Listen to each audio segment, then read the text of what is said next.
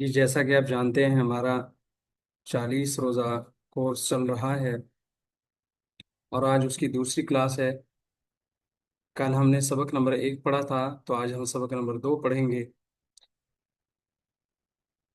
جب بھی ہم کلاس لیں تو ہماری نیت یہ ہو، ہم اس جذبے اور اس عزم کے ساتھ کلاس میں موجود ہوں کہ آج کی کلاس میں ہم جو کچھ بھی سیکھیں گے، جو اچھی بات سیکھیں گے اس پہ عمل کریں گے، اور جو بری بات کا علم آج کی کلاس میں ہمیں حاصل ہوگا وہ بری بات ہم چھوڑ دیں گے۔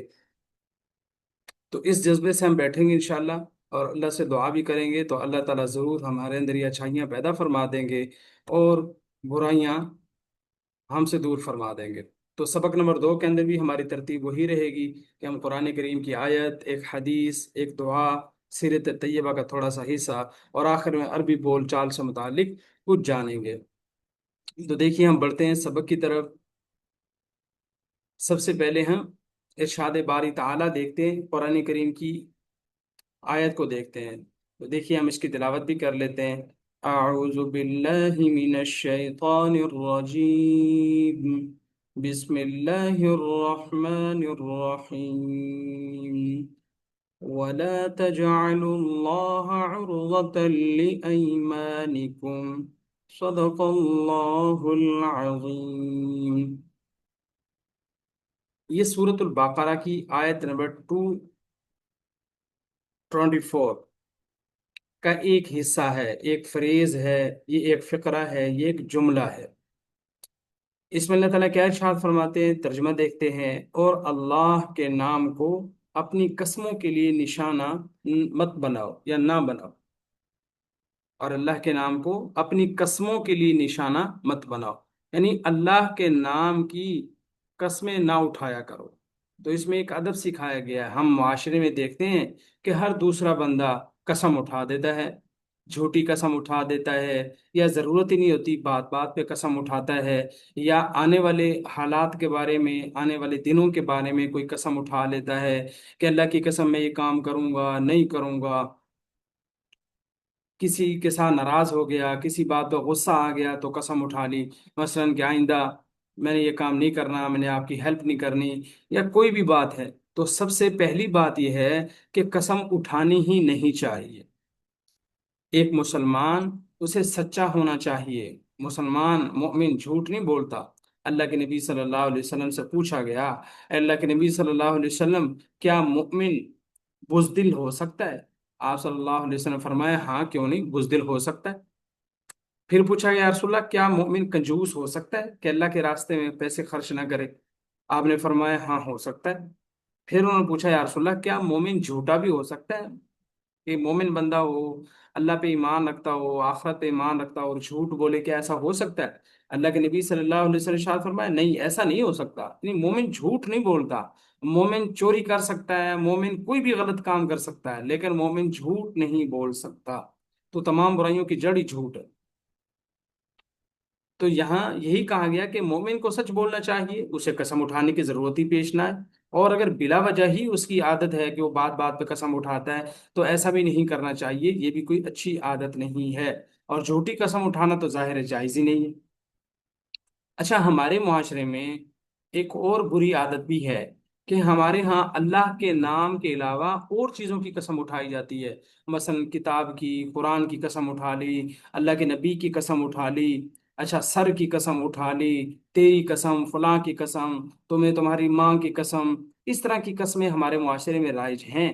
یاد رکھیے، اللہ کے علاوہ، اللہ کے نام کے علاوہ یا اللہ کی ذات کے علاوہ کسی چیز کی قسم اٹھانا یہ جائز نہیں ہے، اس کی اجازت نہیں ہے، یہ ممنوع ہے۔ مسلم شریف کی روایت ہے جس میں آپ صلی اللہ علیہ وسلم نے ارشاد فرمایا کہ اللہ تعالیٰ تمہیں اپنے آباء و اجداد کی قسم اٹھانے سے منع فرماتا ہے۔ چنانچہ صحابہ کرام اللہ کے نام کے علاوہ کی قسم اٹھاتے ہی نہیں تھے۔ کبھی پہلے تو ضرورت ہی پیش نہیں آتی تھی، اور کبھی ضرورت پیش آتی تو اللہ کے نام کے علاوہ کسی چیز کی قسم نہیں اٹھاتے تھے۔ اسی طرح ترمذی شریف کی حدیث ہے، آپ صلی اللہ علیہ وسلم نے ارشاد فرمایا، جس شخص نے اللہ کے علاوہ کسی چیز کی قسم اٹھائی تو اس نے شرک کیا۔ تو معلوم ہوا کہ اللہ کے نام کے علاوہ، اللہ کی ذات کے علاوہ کسی چیز کی بھی قسم نہیں اٹھانی چاہیے، نہ سچ میں نہ جھوٹ میں۔ تو آج سے ہم یہ تہیہ کریں کہ آئندہ کبھی بھی ہم قسم اٹھائیں گے ہی نہیں، اور ہم سچ بولیں گے تاکہ ہمیں قسم اٹھانے کی ضرورت ہی پیش نہ آئے۔ اور اگر کبھی ہمیں قسم اٹھانے کی ضرورت پیش آ گئی تو ہم صرف اور صرف اللہ کے نام کی قسم اٹھائیں گے، اللہ کے نام کے علاوہ اور کسی چیز کی بھی ہم قسم نہیں اٹھائیں گے۔ اسی طرح یہ بات بھی ہمیں سمجھ لینی چاہیے کہ کبھی بھی ایسے کام کی قسم نہیں اٹھانی چاہیے جو گناہ کا ہو، یعنی ایسے کام کے کرنے کی قسم نہیں اٹھانی چاہیے کہ اگر تم نے مجھے گالی دی تو اللہ کی قسم میں بھی تمہیں گالی دوں گا۔ اب دیکھیے، گناہ کے لیے قسم اٹھا رہا ہے، یہ جائز نہیں ہے، گناہ ہے۔ اسی طرح کبھی ایسے کام کی طرف بھی قسم کو منسوب نہیں کرنا چاہیے، یا کبھی نیک کام نہ کرنے کی بھی قسم نہیں اٹھانی چاہیے۔ مثلا کسی دوست سے لڑائی ہو گئی، گھر میں بھائی بہن کے ساتھ جھگڑا ہو گیا، تو اب کیا کہا؟ اللہ کی قسم آئندہ میں تمہیں کھانے کو چیز نہیں دوں گا، آئندہ میں آپ کو پانی نہیں دوں گا، آئندہ میں آپ کو جو ہے فلاں چیز نہیں دوں گا، آپ کو کھانے میں شیئر نہیں کروں گا، کھانے کے ساتھ جو ہے یہ کھانا آپ کے ساتھ کبھی بانٹوں گا نہیں۔ تو اس طرح کی قسمیں اٹھانا، یعنی جو کام نیکی کا ہے اس کو نہ کرنے کی قسم اٹھانا، یہ بھی جائز نہیں ہے۔ اگر کوئی ایسی قسم اٹھا لے تو پھر کیا کرنا چاہیے؟ پھر قسم کو توڑ دینا چاہیے۔ ایک مرتبہ حضرت ابو بکر صدیق رضی اللہ تعالی عنہ کے رشتہ دار تھے، ان کا نام تھا حضرت مصطح رضی اللہ تعالی عنہ۔ یہ سورۃ النور میں بھی ان کا تذکرہ آتا ہے۔ تو ان سے کوئی غلطی ہو گئی، حضرت ابو بکر صدیق رضی اللہ تعالی عنہ نے قسم اٹھا لی کہ میں تمہاری ہیلپ نہیں کروں گا۔ حضرت ابوبکر صدیق کے یہ رشتہ دار لگتے تھے، اور آپ مالی طور پر ان کی مدد کیا کرتے تھے۔ تو جب ان سے وہ غلطی ہوئی تو حضرت ابوبکر صدیق نے قسم اٹھائی کہ میں تمہارے کام نہیں آؤں گا، میں تمہاری ہیلپ نہیں کروں گا۔ تو اللہ تعالیٰ نے قرآن پاک میں فرمایا کہ اس طرح کی قسم نہیں اٹھانی چاہیے۔ اور پھر حضرت ابوبکر صدیق رضی اللہ تعالی عنہ نے وہ قسم توڑی اور قسم کا کفارہ ادا کیا۔ اب قسم کا کفارہ کیا ہوتا ہے؟ دیکھیے، قسمیں دو قسم تین قسمیں ہوتی ہیں قسم کی۔ ایک تو یہ ہے کہ بات بات پہ ایویں خام خواہ قسم اٹھانا، تو یہ بری بات ہے، یہ اچھی عادت نہیں ہے۔ ایک قسم ہوتی ہے کسی گزرے ہوئے واقعے پہ جھوٹی قسم اٹھانا، تو یہ کبیرہ گناہ ہے، اللہ اس سے ناراض ہوتے ہیں ایسے عمل کی وجہ سے، تو توبہ کر لینی چاہیے۔ تیسری قسم وہ ہوتی ہے کہ آنے والے زمانے کے اندر کسی بات کی قسم اٹھانا کہ اللہ کی قسم میں یہ کام کروں گا یا نہیں کروں گا۔ اب اگر قسم توڑے گا تو کفارہ دے گا۔ کفارہ کیا ہے؟ یا تو 10 مسکینوں کو، غریبوں کو کھانا کھلائے، اس طرح کا کھانا جس طرح کا خود کھاتا ہے، ٹھیک ہے، یا اس کھانے کے پیسے دے دے۔ یا پھر یہ ہے کہ ان کو کپڑے لے کے دے، جس طرح کا سوٹ خود پہنتا ہے تو اس طرح کا سوٹ 10 قسم کے غریبوں کو، مسکینوں کو لے کر دے۔ اگر یہ بھی نہیں کر سکتا تو پہلے زمانے میں ہوتا تھا، جب سلیوری کا زمانہ تھا، غلام ہوتے تھے، باندیاں ہوتی تھیں، تو پھر ایک غلام آزاد کرنا ہوتا تھا، اب وہ ہے ہی نہیں۔ تو یعنی اس زمانے میں اگر کوئی جھوٹی قسم اٹھائے گا، یا قسم اٹھا کے سوری جھوٹی قسم نہیں، قسم اٹھا کے جو قسم توڑے گا، تو وہ یا تو 10 مسکینوں کو، غریبوں کو کھانا کھلائے گا، یا ان کو کپڑے لے کے دے گا۔ اگر یہ بھی نہیں کر سکتا تو پھر 3 دن لگاتار روزے رکھے گا۔ یہ قسم توڑنے کا کفارہ ہے۔ تو دیکھیے، کفارہ بھی کتنا مشکل ادا کرنا، اس لیے ہمیں قسم اٹھانی ہی نہیں چاہیے، ہمیشہ سچی بات کرنی چاہیے۔ تو یہ قسم کے حوالے سے اللہ تعالیٰ نے ہمیں یہ ہدایت دی ہے کہ ہم جھوٹی قسم نہ اٹھائیں، اللہ کے علاوہ کسی اور کے نام کی قسم نہ اٹھائیں، اور بات بات میں خام خواہ قسم نہ اٹھایا کریں۔ تو ہم آج کے سبق میں یہ بات سیکھ رہے ہیں، اور انشاءاللہ ہم اس کا عزم کرتے ہیں کہ آئندہ نہ ہم جھوٹی قسم اٹھائیں گے، آئندہ نہ ہم بلا وجہ قسم اٹھائیں گے، نہ اللہ کے علاوہ کسی اور کی قسم اٹھائیں۔ ٹھیک ہے، تو ہم اس کے لیے انشاءاللہ کوشش کریں گے تو یہ عادت ہماری بن جائے گی، اور یہ پیغام ہم نے دوسروں کو بتانا ہے، اپنے دوستوں کو بتانا ہے، فون پہ کسی دوست سے بات ہوگی اس کو بتائیں گے، گھر والوں کو بتائیں گے، سب کو بتائیں گے کہ آج ہم نے سبق پڑھا کہ ہم کوئی جھوٹی قسم نہیں اٹھائیں گے، اللہ کے علاوہ کسی اور کے نام کی قسم نہیں اٹھائیں گے۔ تو یہ تھی ایک آیت کریمہ۔ اب ہم چلتے ہیں حدیث کی طرف۔ حدیث نبی صلی اللہ علیہ وسلم حضرت تمیم داری رضی اللہ تعالی عنہ سے روایت ہے کہ نبی کریم صلی اللہ علیہ وسلم نے ارشاد فرمایا: الدین النصیحہ، قلنا لمن، قال للہ ولکتابہ ولرسولہ ولأئمة المسلمین وعامتہ۔ اچھا جی، ترجمہ دیکھتے ہیں۔ مسلم شریف کی یہ حدیث ہے، حضرت تمیم داری رضی اللہ تعالی عنہ نے روایت سنائی کہ نبی کریم صلی اللہ علیہ وسلم نے فرمایا: دین خیر خواہی کا نام ہے۔ ہم یعنی صحابہ کرام نے پوچھا، کس کی خیر خواہی؟ آپ صلی اللہ علیہ وسلم نے فرمایا: اللہ کی، اس کی کتاب کی، اس کے رسول کی، مسلمانوں کے امیروں کی اور عام مسلمانوں کی خیر خواہی۔ یعنی آپ اندازہ کیجئے کہ ایک جملے میں، صرف ایک جملے میں، الدین النصیحہ، اللہ کے نبی صلی اللہ علیہ وسلم نے کتنی بڑی بات ارشاد فرمائی ہے۔ اور ایسے جملے مطلب جو ہوں تو مختصر سے، لیکن ان میں ایک پورا میسج موجود ہو، پوری زندگی گزارنے کا ایک اصول موجود ہو، ایسے جملوں کو کہتے ہیں جوامع الکلم۔ اور یہ ہمارے نبی صلی اللہ علیہ وسلم کی شان ہے، یہ ان کی عظمت تھی کہ وہ ایک سنٹینس میں، ایک فریز میں، ٹھیک ہے، دو لفظوں میں بڑے بڑے ٹاپک جو ہے سمو دیا کرتے تھے، اور بڑی بڑی طویل باتیں ایک ہی جملے میں بیان فرما دیا کرتے تھے۔ یہ ہمارے نبی صلی اللہ علیہ وسلم کی شان عظیم ہے۔ تو حضور نے کیا فرمایا؟ دین خیر خواہی کا نام ہے، دین دوسرے کا بھلا کرنے کا نام ہے، دوسروں کے ساتھ، دوسرے کے بارے میں بھلا سوچنا، اس کے، ہمیشہ اس کے بارے میں اچھے جذبات رکھنا، اس کے بارے میں پازیٹیوٹی ہمارے ذہن کے اندر موجود ہونی چاہیے۔ اب ہر ایک کے ساتھ، اب دیکھیے، پھر صحابہ کرام نے پوچھا، یعنی اس کی ڈیٹیل طلب کی، یا رسول اللہ کس کی خیر خواہی؟ یعنی ہم خیر خواہی تو کریں، دین خیر خواہی کا نام ہے، تو کس کی خیر خواہی؟ آپ صلی اللہ علیہ وسلم نے ارشاد فرمایا: اللہ کی خیر خواہی۔ یعنی ایک مسلمان کو چاہیے کہ وہ اللہ کی خیر خواہی کرے، اللہ کے بارے میں پازیٹیو رہے۔ کیا مطلب ہے اللہ کے بارے میں خیر خواہی کا؟ یعنی اللہ پر ایمان لائے، اللہ سے محبت کرے، اللہ کا کہنا مانے، اللہ کی اطاعت کرے، اور اللہ کے علاوہ کسی اور کی عبادت نہ کرے، اللہ کے ساتھ کسی کو شریک نہ کرے۔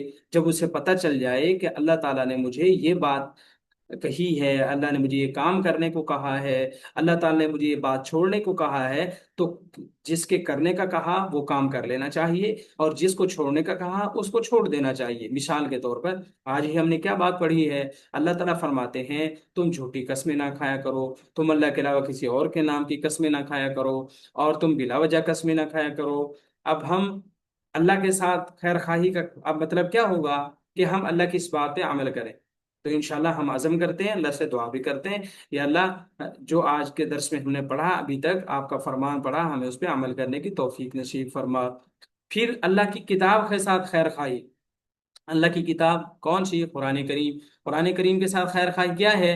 کہ ہم قرآن کریم پر ایمان لائیں، قرآن کریم سے محبت کریں، قرآن کریم کی تلاوت کریں، قرآن کریم کو پڑھیں، قرآن کریم کو سمجھیں، اور جو بات اس میں عمل کرنے کی ہے اس میں عمل کریں، جو بات اس میں چھوڑنے کی ہے، یعنی ہمیں کہا گیا کہ گناہ چھوڑ دو، جھوٹ چھوڑ دو، نافرمانی چھوڑ دو، تو چھوڑنے والی جو چیزیں ہیں ان کو ہم چھوڑ دیں۔ یہ اللہ کی کتاب کے ساتھ خیر خواہی ہے۔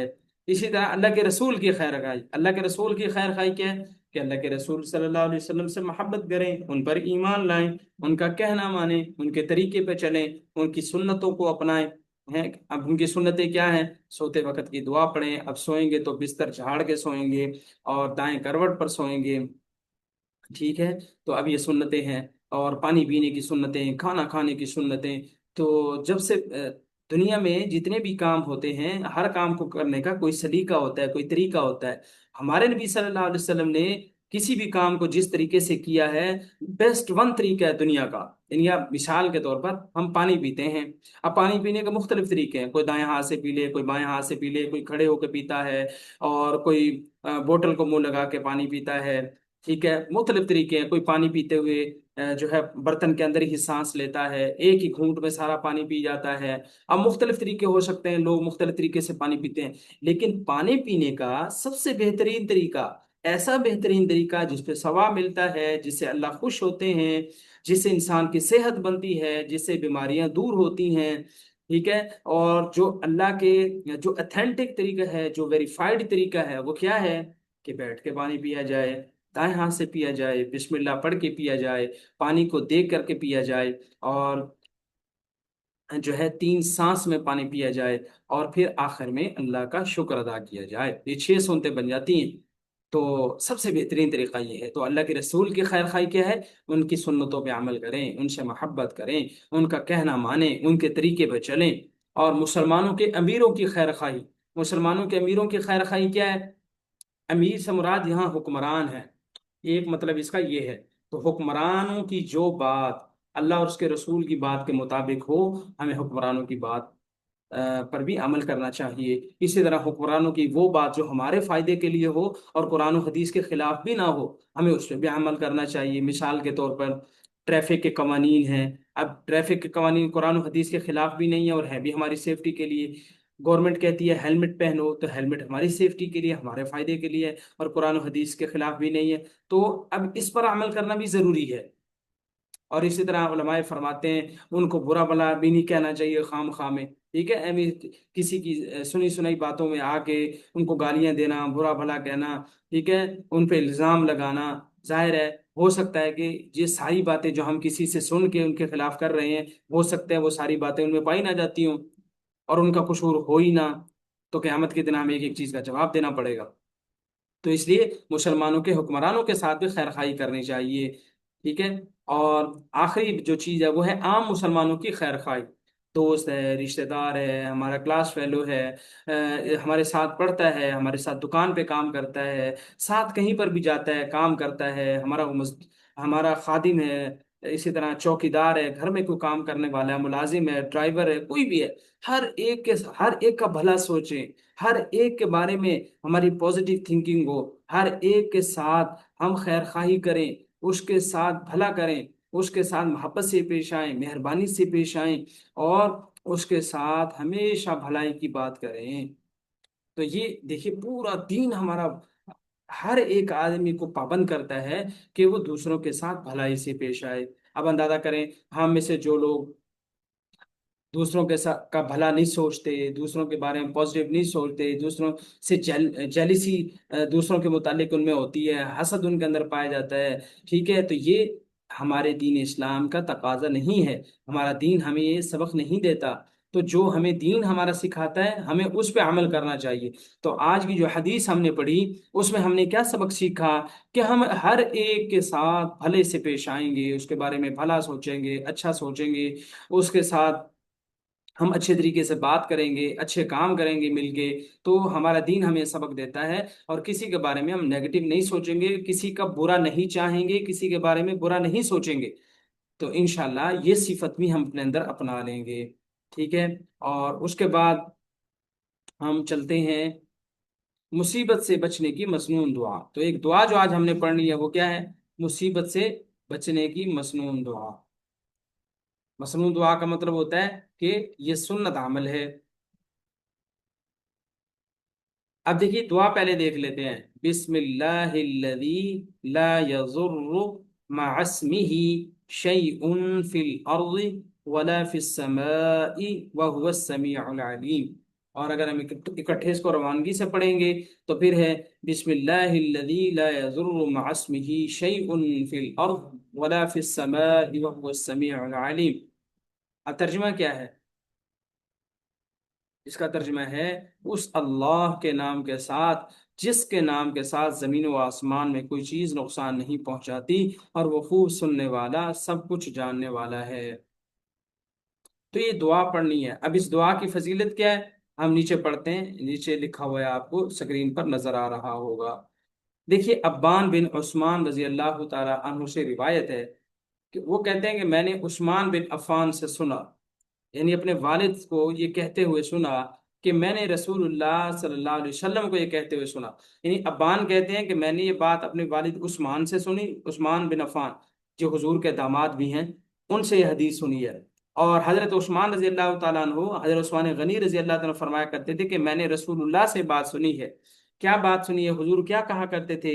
فرمایا کرتے تھے جس نے مذکورہ بالا دعا، مذکورہ بالا کا معنی ہے، بالا کا معنی اوپر، مذکورہ معنی ذکر کی گئی، یعنی اوپر جو دعا ذکر کی گئی ہے، جس نے یہ 3 بار پڑھی اس پر صبح تک اچانک کوئی مصیبت نہیں آئے، یعنی جس نے شام کے وقت یہ 3 مرتبہ دعا پڑھ لی تو صبح تک کوئی اچانک مصیبت نہیں آئے گی، اور جس نے اسے صبح کے وقت 3 بار پڑھ لیا اس پر شام ہونے تک اچانک کوئی مصیبت نہیں آئے، کوئی مصیبت، کوئی آفت، کوئی بیماری، کسی قسم کی کوئی اس کے ساتھ حادثہ پیش نہیں آئے گا۔ اچانک کا معنی یہ ہے کہ اس کے ساتھ کوئی حادثہ پیش نہیں آئے گا۔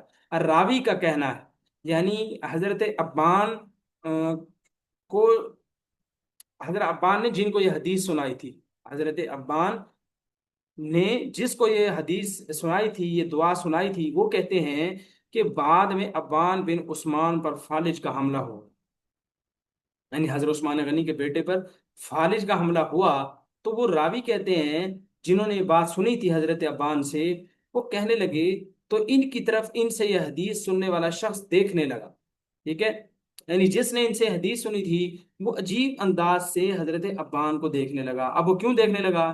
کہ بھی تم تو کہتے تھے کہ یہ دعا جو پڑھ لے گا اس پہ کوئی مصیبت نہیں آئے گی، جبکہ تم یہ دعا خود پڑھتے تھے اور تمہیں خود فالج ہو گیا۔ تو چنانچہ ابان نے ان سے پوچھا کہ کیا بات ہے، بات کیا ہے کہ تم میری طرف دیکھے جا رہے ہو؟ اللہ کی قسم، نہ میں نے عثمان کی جانب منسوب کر کے جھوٹی بات کہی ہے، اور نہ عثمان رضی اللہ تعالیٰ عنہ نے اللہ کے رسول کی جانب منسوب کر کے جھوٹی بات کہی ہے۔ یعنی یہ کہنے لگے کہ میں نے جو حدیث سنائی تھی لوگوں کو کہ میرے والد نے یہ کہا، تو میں نے اپنے والد کے بارے میں جھوٹ نہیں بولا، اور میرے والد جو یہ کہا کرتے تھے کہ میں نے حضور سے سنا، تو میرے والد صاحب نے بھی جھوٹ نہیں بولا۔ اصل بات یہ ہے، دراصل یعنی اصل میں بات یہ ہے کہ جس دن مجھے بیماری لاحق ہوئی اس دن میں غصے کا شکار ہو کر اس دعا کو پڑھنا بھول گیا تھا، یعنی کسی بات میں مجھے غصہ آ گیا اور میں یہ دعا پڑھنا بھول گیا، تو میں نے دعا نہیں پڑھی تھی اس لیے مجھے فالج ہو گیا۔ ایسا نہیں ہے کہ دعا پڑھنے کے باوجود بھی فالج ہوا، نہیں، بلکہ دعا نہیں پڑھی تو مجھے فالج ہو گیا۔ اب دیکھیے چھوٹی سی دعا ہے، ہم نے اس کو یاد کر لینا ہے، اور صبح و شام اس کو 3 3 مرتبہ ہم پڑھ لیں۔ بسم اللہ الذی لا یضر مع اسمہ شیء فی الارض ولا فی السماء وهو السمیع العلیم۔ اچھا میں ایک ایک دو دو لفظ پڑھتا ہوں، آپ میرے ساتھ ساتھ پڑھتے چلے جائیں تاکہ ابھی یہ 1 مرتبہ پڑھ لیں۔ بسم اللہ الذی لا یضر مع اسمہ شیء فی الارض ولا فی السماء وهو السمیع العلیم۔ ٹھیک ہے، تو یہ دعا پڑھنی ہے جی۔ اس کے بعد جو اگلا مرحلہ ہے اس کے اندر ہم نے سیرت کو پڑھنا ہے، سیرت طیبہ۔ اب سیرت طیبہ میں آج ہم نے کیا پڑھنا ہے؟ ایک چیز ہم نے پڑھنی ہے، رسول کریم صلی اللہ علیہ وسلم کس طرح حضرت حلیمہ سعدیہ رضی اللہ تعالی عنہا کے پاس پہنچے، اور دوسری بات یہ ہے کہ نبی کریم صلی اللہ علیہ وسلم کا سینہ چاک کیا گیا، آپ صلی اللہ علیہ وسلم کے یوسف علی آپریٹ کیا گیا، آپ کے دل کو زمزم کے پانی کے ساتھ دھویا گیا، ٹھیک ہے۔ تو آج ہم نے یہ سیرت طیبہ یعنی آپ صلی اللہ علیہ وسلم کی زندگی کے متعلق یہ بات پڑھ لی ہے۔ رات ہم نے بات پڑھی تھی کہ آپ صلی اللہ علیہ وسلم مشہور قول کے مطابق 12 ربیع الاول کو پیدا ہوئے، تو آپ صلی اللہ علیہ وسلم کی پیدائش ہو گئی۔ پھر یہ ہے کہ جیسے میں نے رات ذکر کیا تھا کہ بچے چھوٹے ہوتے تھے عربوں کے اندر، تو وہ چھوٹے بچوں کو دیہات میں بھیج دیتے تھے، گاؤں میں بھیج دیتے تھے، تاکہ وہاں کی آب و ہوا، خالص آب و ہوا، خالص وہ عربی زبان اور خالص غذائیں وہاں پر لے بچہ، اور اس کی پرورش صحیح طرح ہو جائے، ٹھیک ہے۔ تو عرب کے معزز اور شریف گھرانوں کی یہ عادت تھی کہ وہ ایسا کیا کرتے تھے۔ بہرحال کہ وہ اپنے بچوں کو دودھ پینے کے لیے آس پاس کے دیہاتوں میں بھیج دیا کرتے تھے، تاکہ دیہات کی صاف آب و ہوا ان بچوں کی جسمانی صحت کو بہتر بنا دے، اور ان کا بچہ خالص زبان، ظاہر ہے حضور کی زبان عربی تھی تو خالص عربی زبان سیکھ سکے۔ انہی وجوہات کی وجہ سے حضرت آمنہ رضی اللہ تعالی عنہا نے بھی آپ صلی اللہ علیہ وسلم کو حضرت حلیمہ سعدیہ کے سپرد کر دیا تھا۔ اب حضرت حلیمہ سعدیہ رضی اللہ تعالی عنہا آپ کی رضاعت کے واقعے کو بیان کرتے ہوئے کہتی ہیں کہ میں طائف سے اپنے شوہر، اپنے دودھ پیتے بچے اور بنو سعد بن بکر کی 10 عورتوں کے ساتھ دودھ پینے والے بچوں کی تلاش میں مکہ مکرمہ کے لیے روانہ ہوئی۔ اب یہ جو گاؤں کی وہاں پر عورتیں ہوتی تھیں، یہ بچوں کو لے جاتی تھیں اور اپنے پاس رکھتی، پرورش کرتی۔ اب ظاہر ہے جب یہ بچوں کو پالتی تھی، تو جو بچوں کے پیرنٹس ہوتے تھے وہ پھر ان کی خوب خدمت کر دیا کرتے تھے کہ ہمارے بچے کی دیکھ بھال کر رہی ہیں، پال رہی ہیں۔ جیسے کہ آج کل بھی گھروں کے اندر رکھ لیتے ہیں کام کرنے والی آیا جی ہوتی ہیں جو کام کرتی ہیں، بچوں کی دیکھ بھال کرتی ہیں، ایسی اس وقت دیہات میں بھیج دیتے تھے تاکہ وہاں پر ان کی بچوں کی صحیح پرورش ہو سکے۔ تو ظاہر ہے جو کام کرتی تھی، پھر جیسے حضرت حلیمہ نے حضرت حضور صلی اللہ علیہ وسلم کو پالا پرورش کی، تو پھر پیرنٹس جو ہیں وہ ان کی خوب اچھی خدمت کر دیتے تھے، ان کا تعاون کر دیتے تھے۔ تو اب یہ کہتی ہیں کہ میں بھی طائف سے اپنے شوہر کے ساتھ، اپنے بیٹے کے ساتھ، اور ہمارا جو قبیلہ تھا ان کی 10 عورتوں کے ساتھ میں بھی مکے میں آئی کہ کوئی بیٹا لے کے آؤں، کوئی بچہ لے کے آؤں۔ تو کہتی ہیں کہ اس سال قحط کا زمانہ تھا، یعنی کھانے پینے کی کوئی چیز بھی نہیں تھی۔ تو وہ کہتے ہیں پھر ہمارے پاس ایک سواری تھی، دبلی پتلی سی، مشہور تو یہ ہے کہ وہ جو سواری تھی وہ اونٹنی تھی، حالانکہ وہ اونٹنی نہیں تھی، وہ گدھی تھی، ٹھیک ہے، جس کا حال یہ تھا کہ وہ بہت ہی کمزور تھی، قافلے والوں سے بہت پیچھے ہو جایا کرتی تھی۔ اس کی وجہ سے جو قافلے والے تھے، حضرت حلیمہ کہتی ہیں قافلے والے ہم سے تنگ آ گئے تھے، تو کہتے تھے بھی چلاؤ بھی اپنی سواری کو چلاؤ، ہیں یہ بوڑھی اونٹنی ہے۔ تو وہ کہتی ہے وہ انتہائی بوڑھی اونٹنی تھی، نہ چل سکتی تھی، اور غذائیں جو ہے کوئی گھاس چارہ بھی نہیں ہوتا تھا کہ ہم اس کو کھلائیں، اپنے کھانے کو کچھ نہیں تھا تو اس کو کیا کھلاتے، تو نہ وہ دودھ دیتی تھی۔ تو کہتی ہیں ہم لوگ بھوک کی وجہ سے ساری رات نیند نہیں آتی تھی، اس طرح ہمارا بچہ بھی ساری رات روتا رہتا تھا، اور کہتی ہے کسی طرح سے بھی کوئی صورت نہیں بنتی تھی کہ بچے کو دودھ ملے اور بچہ بیچارہ پیٹ بھر کے سو جائے، تو بچہ بھی روتا رہتا، ہمیں بھی بھوک کی وجہ سے نیند نہیں آتی۔ تو یہ کہتی ہے جب ہم مکے پہنچے تو ہم میں سے ہر ایک عورت کے سامنے آپ صلی اللہ علیہ وسلم کو پیش کیا گیا، لیکن کوئی عورت بھی آپ صلی اللہ علیہ وسلم کو لینے کے لیے تیار نہ تھی، کیونکہ عورتیں یہ چاہتی تھی کہ کوئی مالدار فیملی کا بچہ ہو تاکہ وہ جب پرورش کریں تو اس کا انعام، اس کو انعام دیں، اس کو عزت سے پیش آئیں، خوب اس کی جو ہے خدمت کریں۔ تو جب پتہ چلتا کہ حضور کے تو والد ہی نہیں ہے، یہ تو یتیم بچہ ہے، تو عورتیں نہیں اٹھاتی تھیں، حضور صلی اللہ علیہ وسلم کو ساتھ لے کے نہیں جاتی تھی۔ تو یہ کہتی ہیں کہ میرے قافلے کی جو 10 عورتیں میرے ساتھ آئی تھی وہ تو مالداروں کے بچے لے کر کے چلی گئیں، تو مجھے کوئی بھی بچہ نہیں مل سکا۔ تو میں نے اپنے شوہر سے کہا کہ مجھے خالی ہاتھ جاتے ہوئے شرم آتی ہے، اس لیے میں یتیم بچے کو ہی ساتھ لے کے جانا چاہتے ہوں۔ تو میرے شوہر نے کہا ٹھیک ہے، تم اسی یتیم بچے کو ساتھ لے لو، ہو سکتا ہے اللہ تعالیٰ اس بچے کی وجہ سے اللہ تعالیٰ برکتیں عطا کر دے۔ تو کہتی ہیں چنانچہ ہم نے حضور صلی اللہ علیہ وسلم کو ساتھ لے لیا۔ یہ کہتی ہیں جب میں نے حضور کو اپنے سینے سے لگایا تو اللہ تعالیٰ نے حضور صلی اللہ علیہ وسلم کی برکت سے مجھے خوب دودھ سے نواز دیا۔ چنانچہ ایسا ہوا کہ پہلے میرے بیٹے کا ہی پیٹ نہیں بھرتا تھا، تو اب میں اپنے بچے کو بھی دودھ پلاتی، حضور صلی اللہ علیہ وسلم کو بھی دودھ پلاتی تھی، اور دونوں بچے خوب سیر ہو کر کے دودھ پیا کرتے تھے۔ اسی طرح وہ کہتی ہیں کہ جب میرے شوہر اونٹنی کی طرف بڑھنے لگے تو بڑھے تو اونٹنی سے بھی خوب دودھ نکلا، یعنی حضور صلی اللہ علیہ وسلم کی برکت تھی۔ تو کہتے ہیں ہم نے پھر اونٹنی سے بھی جو ہے دودھ نکالا، اور میرے شوہر نے پیا، میں نے بھی پیا، اور پھر رات کو ہمیں نیند بھی سکون کے ساتھ آئی۔ اور جب صبح ہوئی تو پھر میں نے شوہر سے کہا کہ یقیناً ہم نے ایک بڑے ہی برکت والا بچہ گود لیا ہے، اور مجھے امید ہے کہ جو ہے اس کی وجہ سے خوب برکتیں ہمارے گھر میں آئیں گی۔ تو کہتی ہیں پھر ہم واپس اپنے قبیلے گاؤں جو طائف تھا ہم اس کی طرف بڑھ گئے، اور وہاں کی طرف سفر ہم نے شروع کر دیا۔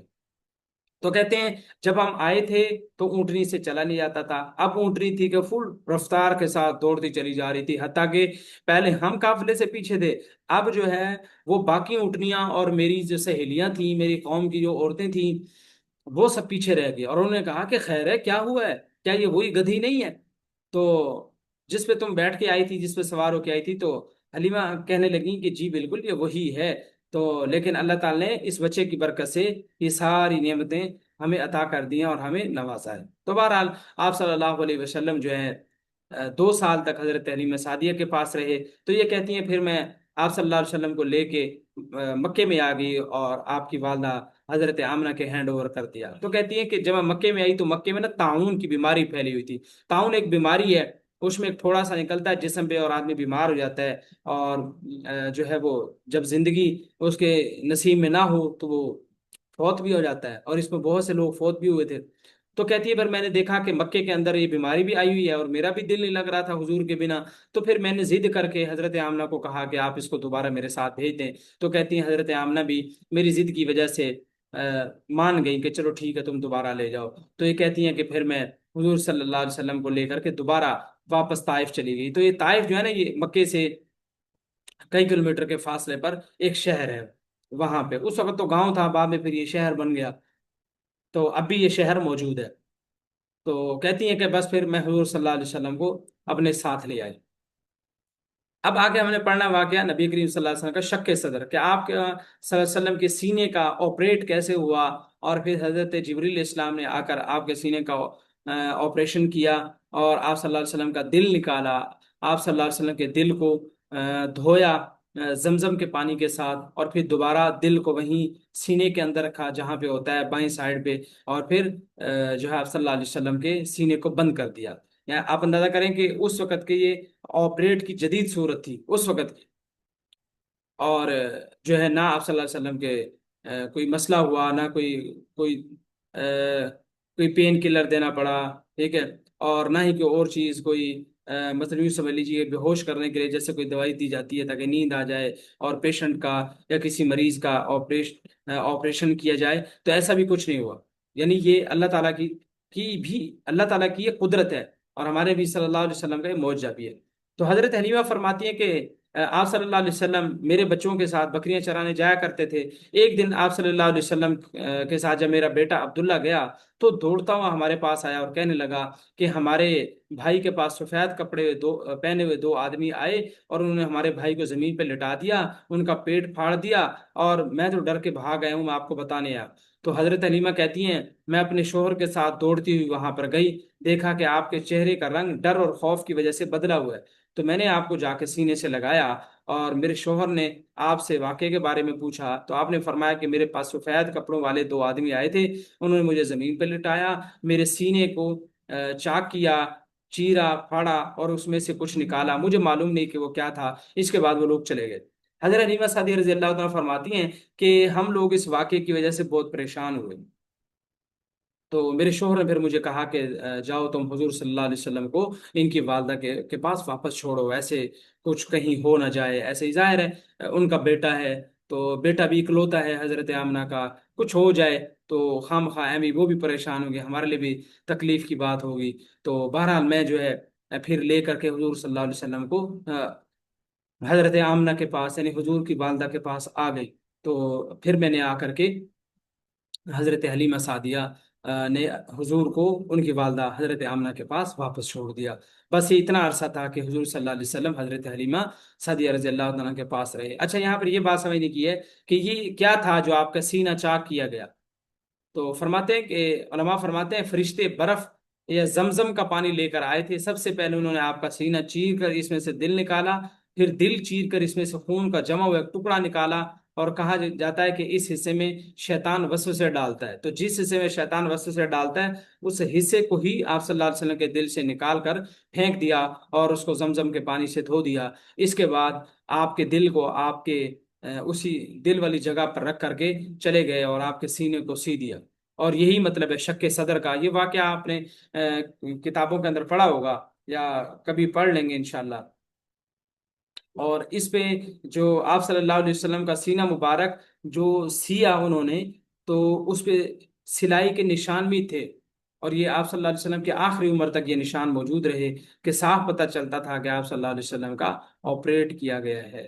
تو بہرحال یہ چند باتیں تھیں آپ صلی اللہ علیہ وسلم کی زندگی کے بارے میں۔ اس کے بعد ہم آخر میں جو چیز پڑھیں گے، آج کل ہم نے پڑھا تھا کاؤنٹنگ کے بارے میں، عربی کاؤنٹنگ، آج ہم پڑھیں گے ایام الاسبوع، ہفتے کے جو دن ہوتے ہیں ان کے بارے میں۔ مثلا ہمیں یہ تو پتہ ہے Sunday, Monday, Tuesday, Wednesday, Thursday, Friday, Saturday, یا ہمیں اردو میں بھی پتہ ہے کہ کیا کہتے ہیں اتوار، پیر، منگل، بدھ، جمعرات، جمعہ اور ہفتہ، لیکن عربی میں ان دنوں کو کیا کہتے ہیں؟ سنڈے کو عربی میں کہتے ہیں یوم الاحد، ٹھیک ہے، اور منڈے کو عربی میں کہتے ہیں یوم الاثنین، ٹیوزڈے کو عربی میں کہتے ہیں یوم الثلاثاء، اور وینسڈے کو عربی میں کہتے ہیں یوم الاربعاء، اور تھرسڈے کو کہتے ہیں یوم الخمیس، اور فرائیڈے کو کہتے ہیں یوم الجمعہ، اور سیٹرڈے کو، ہفتے کو کہتے ہیں یوم السبت۔ تو یہ دنوں کے عربی نام ہیں، 7 نام ہیں، یہ آپ نے اچھی طرح یاد کرنے ہیں، دوسروں کو بتانے ہیں، دوسروں کو بتائیں گے، سنائیں گے تو ہمیں بھی اچھی طرح یاد ہو جائیں گے۔ تو پھر ہم ایک مرتبہ پروناؤنس کر لیتے ہیں ان کو: یوم الاحد اتوار، یوم الاثنین मंडे, यौम सलासा ट्यूसडे, यौम अरबिआ वेंसडे, यौम खमीस थर्सडे, यौम जुमा फ्राइडे, यौम सब्त सैटरडे। ठीक है, तो इनको आपने याद करना है। तो बहरहाल आज का सबक हमारा ख़त्म हुआ। अल्हम्दुलिल्लाह सबक नंबर 2 हमारा मुकम्मल हो चुका है। तो ये रिकॉर्डिंग आपको ग्रुप में शेयर कर दी जाएगी, इसको आप दोबारा भी सुन सकते हैं। और जो दुआएं हैं, जो आयत हैं, ये आप दूसरों तक पहुंचा भी सकते हैं, वीडियो दूसरों के साथ भी शेयर कर सकते हैं। अल्लाह से दुआ है जो कुछ आज हमने पढ़ा सुना, अल्लाह इसको समझने की, इस पे अमल करने की तौफीक नसीब फरमाए। वाखिर दावाना अल्हम्दुलिल्लाहि रब्बिल आलमीन।